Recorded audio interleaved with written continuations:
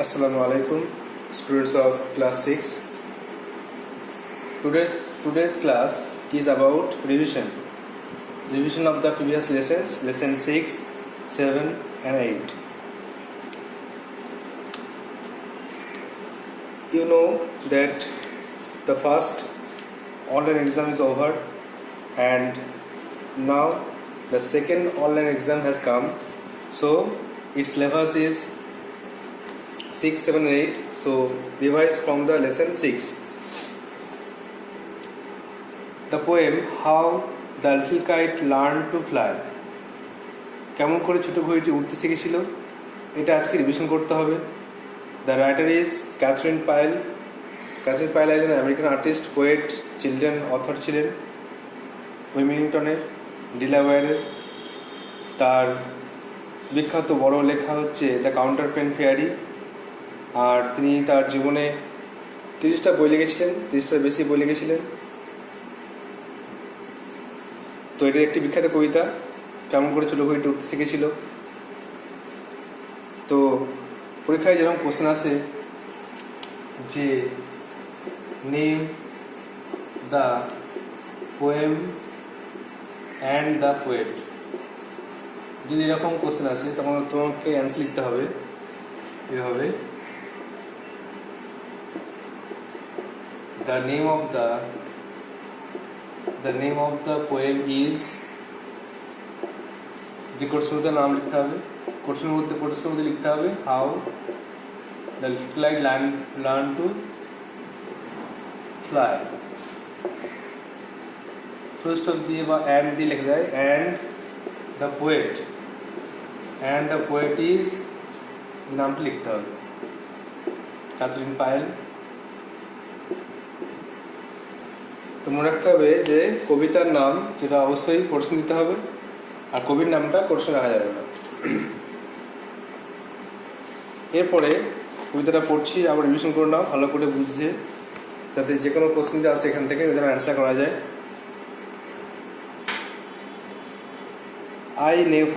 I never can do it, the little kite said. ছোট্ট ঘড়িটি বলেছিল আমি কখনোই এটা করতে পারবো না। I never can fly in the sky like the big kites. আমি বড় ঘড়িদের মতো কখনোই আকাশে উঠতে পারবো না।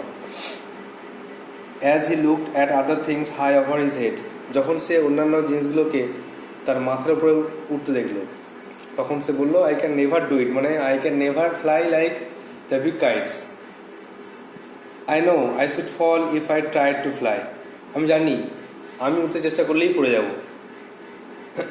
Try, said the big kite, only try. তখন বড় ঘড়িটা বললো চেষ্টা করো, শুধু চেষ্টা করো। Or I fear you will never learn at all. না আমার ভয় হচ্ছে তুমি কখনোই উঠতে পারবে না। But the little kite said, ছোট ঘড়িটি বলল I am afraid I will fall. আমার ভয় করছে আমি পড়ে যাব।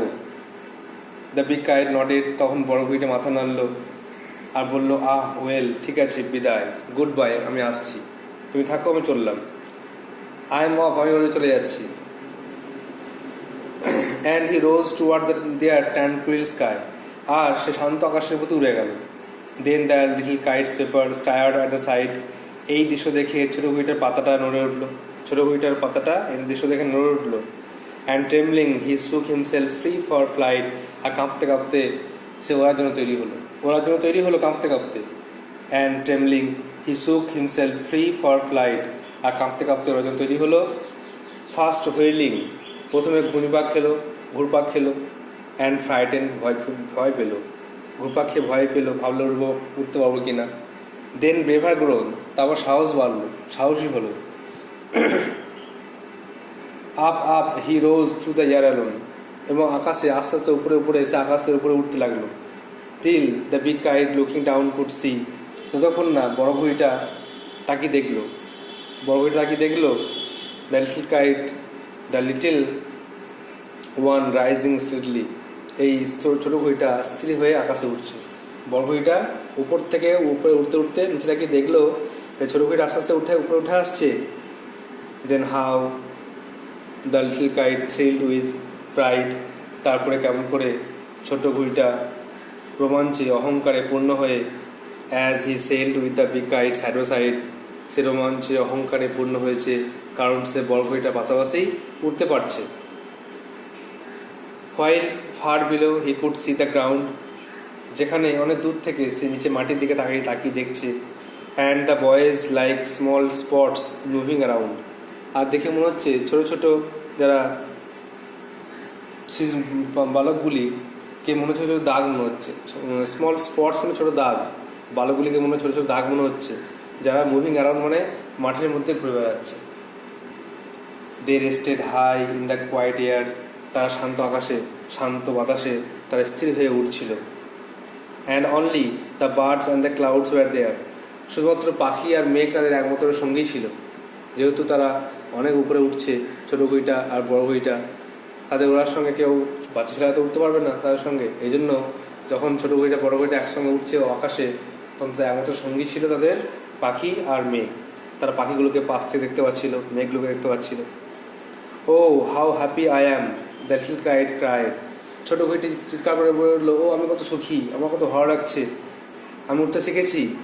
I have learn to fly all because I was brave and tried, এবং এই সব কিছু হয়েছে আমি সাহসী হয়েছি আর চেষ্টা করেছি বলে। আমি সাহসী হয়েছি, চেষ্টা করেছি বলেই আমি উঠতে পেরেছি। কবিতাটা বারবার এভাবে পড়ে মানেটা বুঝতে হবে ক্লিয়ারলি। বোঝার পরে যে সমস্ত কোশ্চেনগুলো আছে অ্যাক্টিভিটি, সেগুলোকে সলভ করতে হবে। তোমাদের আগে ভিডিওতে সব অ্যান্সার করে দিয়েছি, সমস্ত কোশ্চেনগুলো ভালো করে দেখে নেবে। এখানে নতুন জিনিস একটা আছে, গ্রামাটিক্যাল পার্ট, আর্টিকেল তোমাদের জানা আছে, a and the article, a and the কখন বসে, আর তার রুল অফ এক্সেপশন, ব্যতিক্রম নিয়ম। আমাদের পরের ক্লাসে, পরীক্ষার পরের ক্লাসগুলোতে আমরা আর্টিকেল নিয়ে আলোচনা করবো, লেসন প্ল্যান দেখেছো। যাই হোক, আর্টিকেল শুনে আজকে ছোটো করে বলে দিই যে আর্টিকেল দু প্রকার, তোমরা জানো।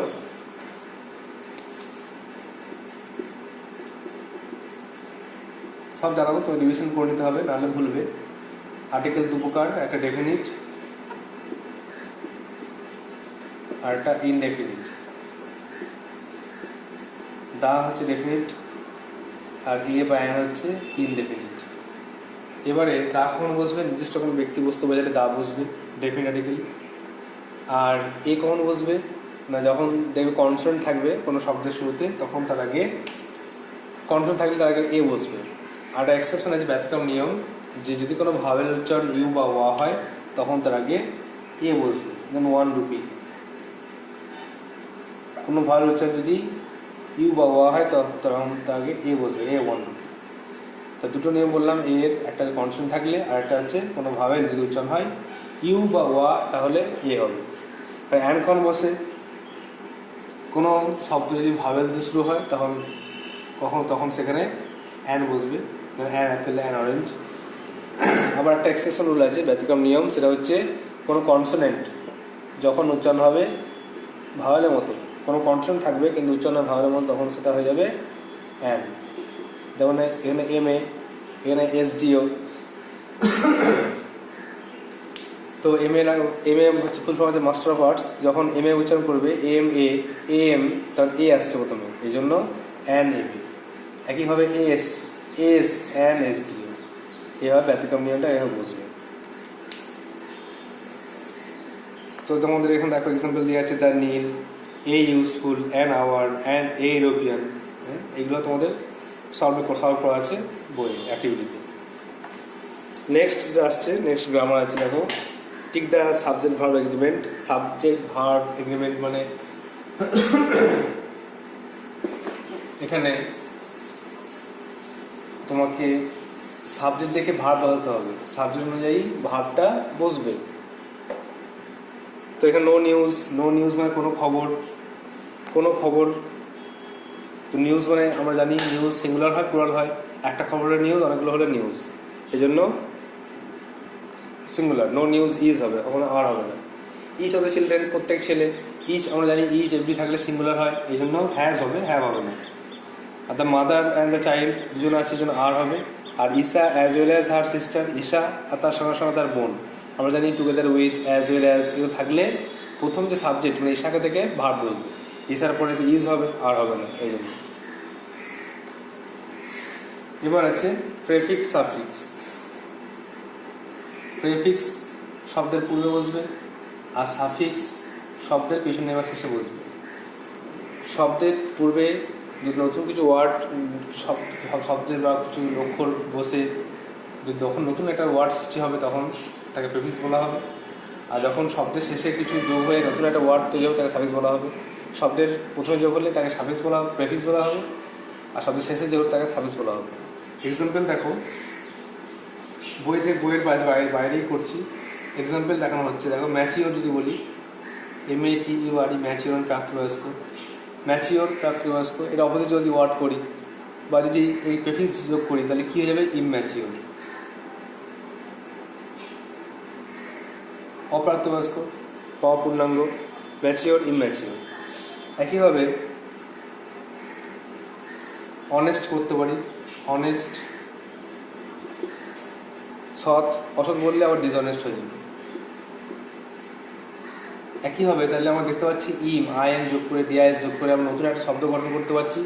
তো মেন ওয়ার্ডটা ছিল ম্যাচিওর, সেখান থেকে IM যোগ হচ্ছে। মেন ওয়ার্ডটা অনেস্ট, সেখান থেকে ডিস যোগ হয়েছে। এই জন্য প্রিফিক্স যোগ করে নতুন শব্দ তৈরি করতে পারছি বা অ্যান্টোনিম তৈরি করতে পারছি। এবার সাফিক্স যোগ করবো, সাফিক্সের সম্বন্ধে একটু আলোচনা করবো। শব্দের শেষে যোগ হবে, শব্দের শেষে যোগ হয়ে নতুন শব্দ তৈরি করবে।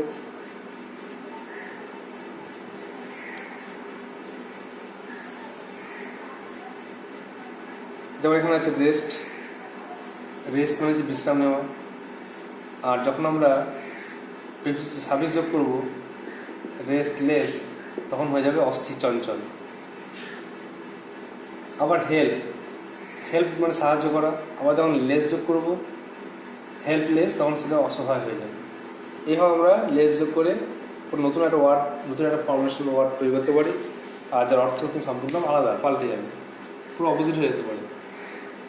এভাবে লার্ন, আনলার্ন, স্টেডিলি মানে স্থির হয়ে, অস্থির হয়ে আনস্টেডিলি। লার্ন শেখা, আর না শেখাকে বলে আনলার্ন। স্টেডিলি বললাম, আনস্টেডিলি, স্থির হয়ে অস্থির হওয়া। রেস্ট মানে বিশ্রাম, আর রেস্টলেস চঞ্চল, অস্থির। ক্লাউড মানে মেঘ, ক্লাউডলেস মানে মেঘহীন। হ্যাপি মানে সুখী, আর আনহ্যাপি দুঃখী। এভাবে প্রেফিক্স সাফিক্স গঠন করে নতুন ওয়ার্ড তৈরি করতে হবে। আর তার সঙ্গে সঙ্গে মেক সেন্টেন্স আছে, যেগুলো আগে করানো হয়েছে। বাস লেসন 6টা শেষ হলো। নাও দ্য নেক্সট লেসন বার করো। প্রত্যেকে বই খাতা খুলে রিভিশনটা ভালো করে নাও। খাতা খুলে দেখে নাও, অ্যান্সারগুলো দেখে নাও ভালো করে, যখন রিভিশন হয়ে যায়, মুখস্থ মতো হয়ে যায়। টেক্সটটা ভালো করে পড়া থাকলে যে কোনো অ্যান্সার তোমরা করতে পারবে। অ্যাক্টিভ অ্যান্সারগুলো মুখস্থ থাকলে যে কোনো অ্যান্সার লিখতে পারবে। এই জন্য বারবার টেক্সটটা ভালো করে তৈরি করবে, টেক্সটটা ভালো করে পড়বে।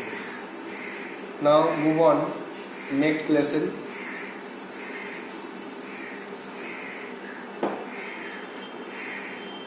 লেসন 7 বার করো, পেজ 66 দেখো।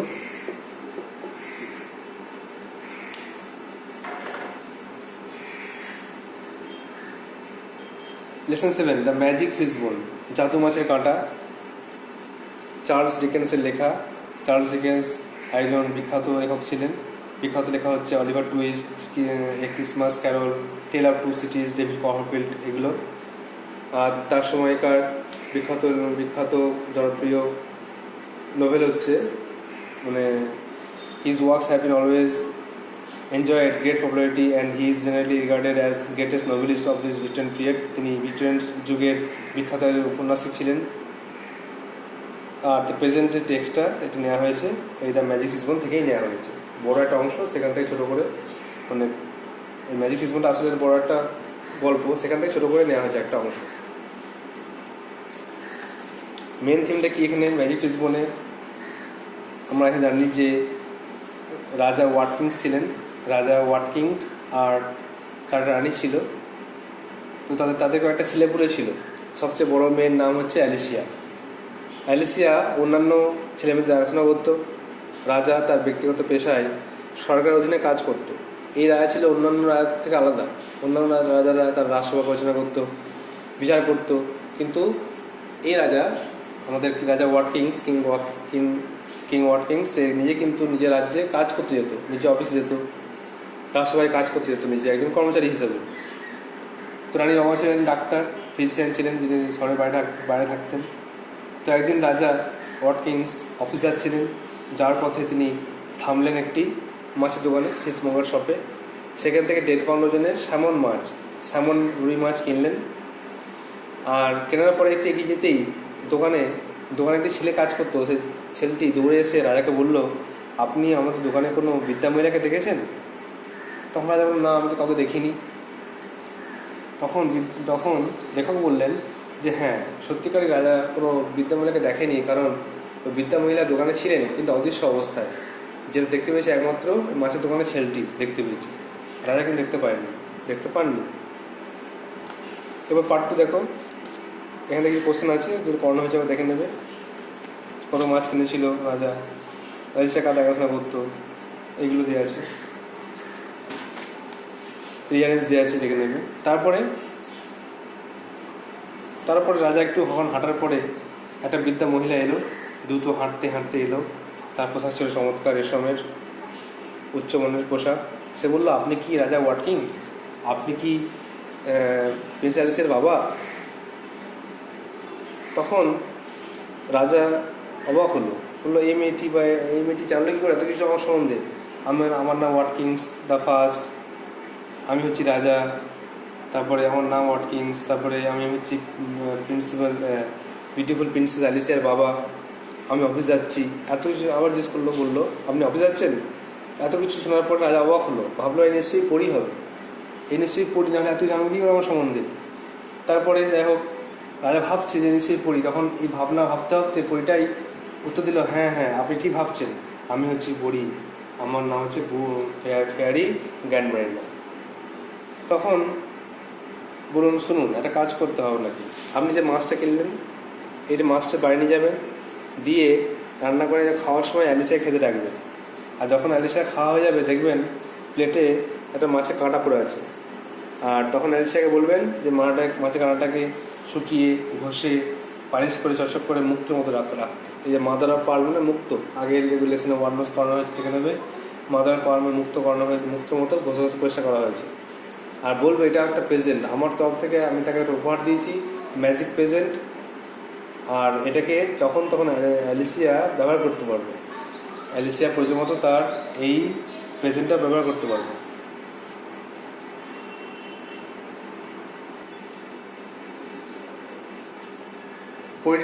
পরিটি রাজাকে বললেন যে এই যে মাছের কারণে এটা হচ্ছে একটা জাদু উপহার, যেটা মাত্র একবার ব্যবহার করা যাবে সঠিক সময়ে।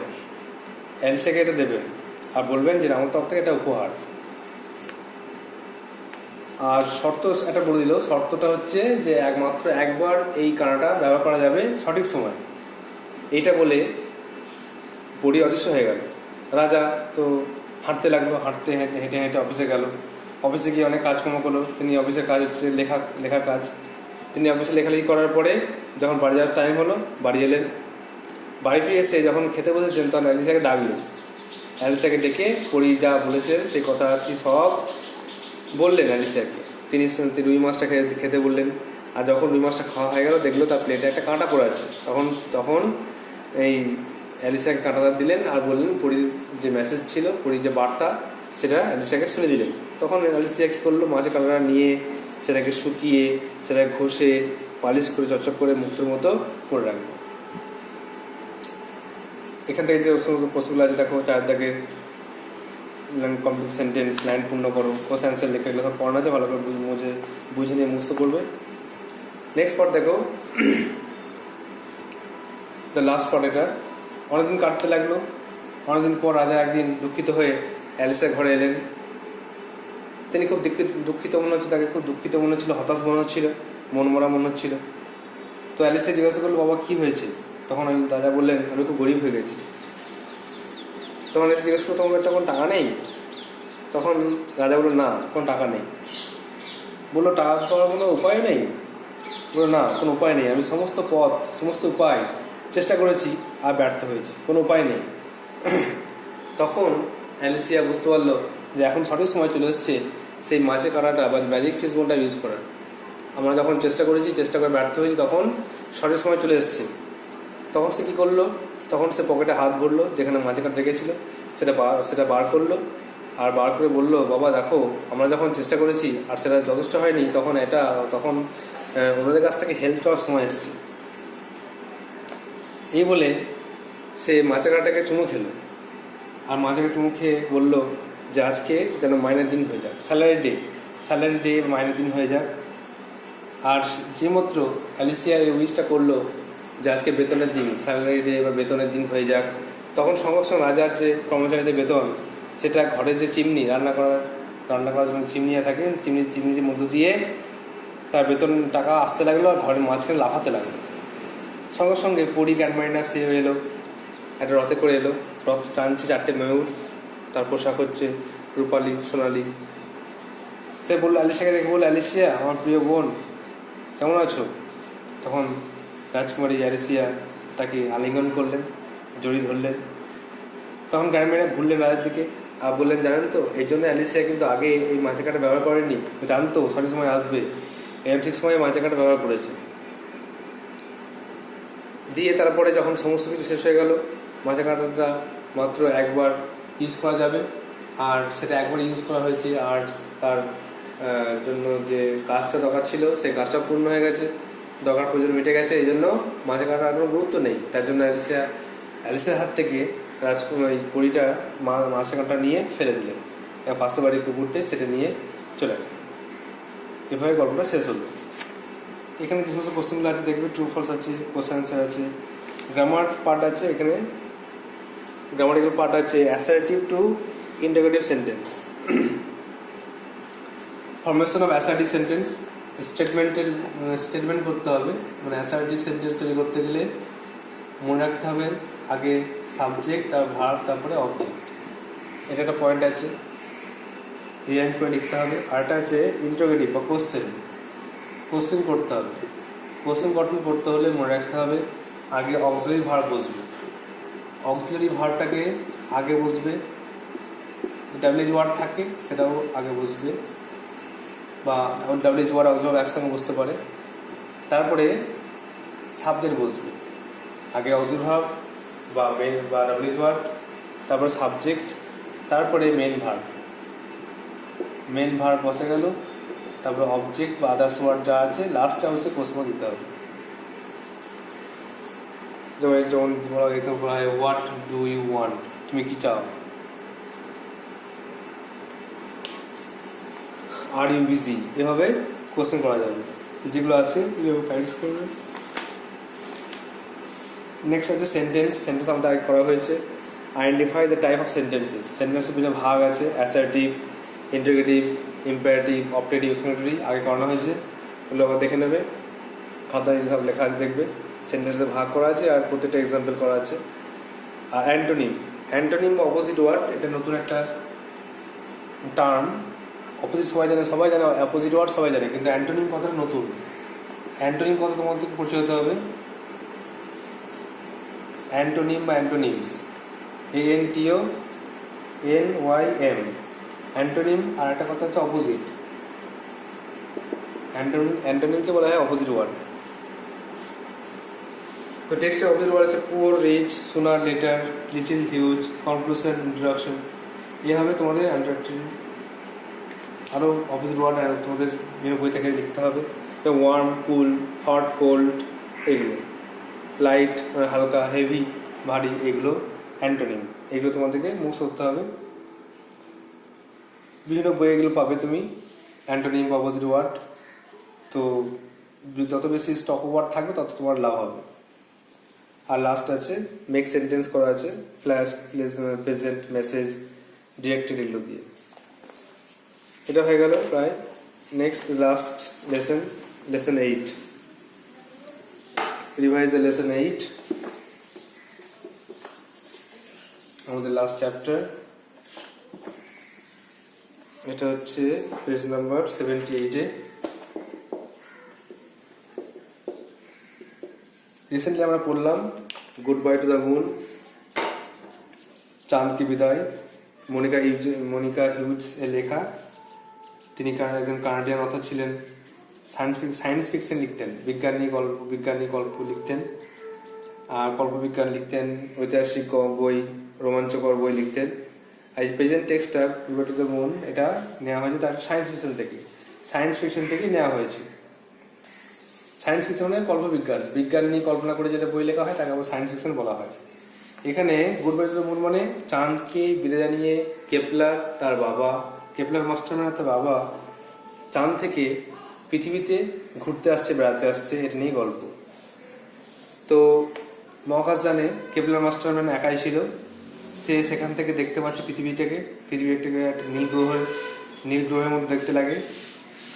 তো তার জন্ম হয়েছে 15 বছর আগে চাঁদে।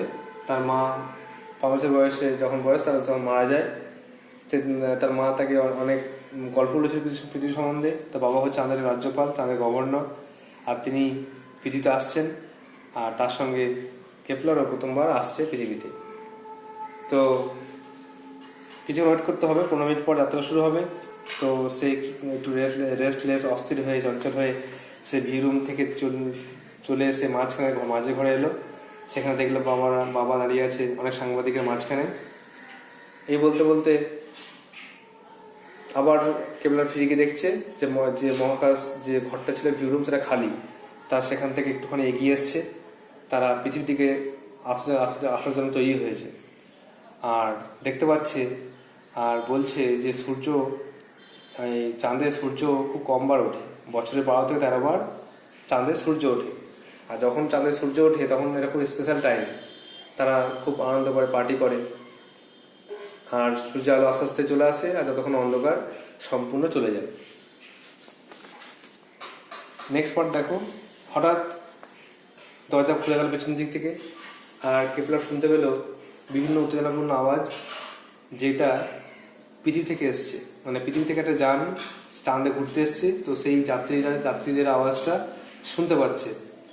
আর কেপলার বলছে আমরা এর পরিবর্তে পৃথিবীতে যাব, আর তারা পৃথিবী থেকে চাঁদে এসে ঘুরতে এসছে।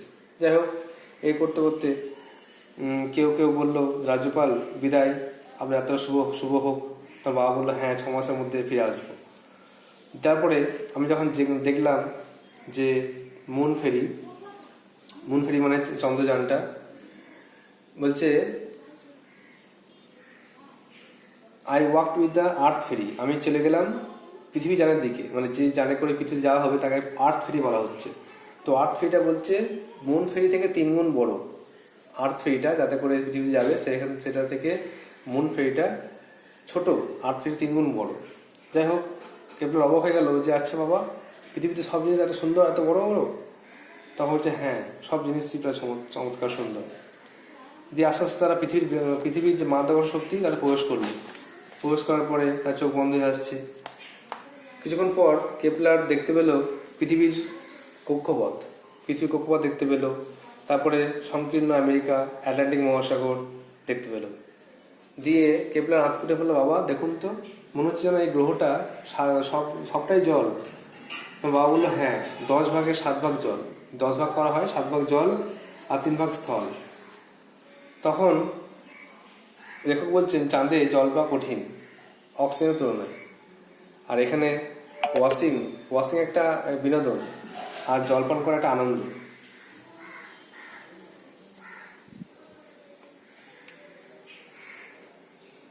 তারপরে তারা উত্তর আমেরিকা, আরাবিয়া এসব দেখলো, নীল গ্রহ দেখতে পেলো, মানে নীল রঙের ভারতীয় মহাসাগর, প্রশান্ত মহাসাগর এসব দেখলো।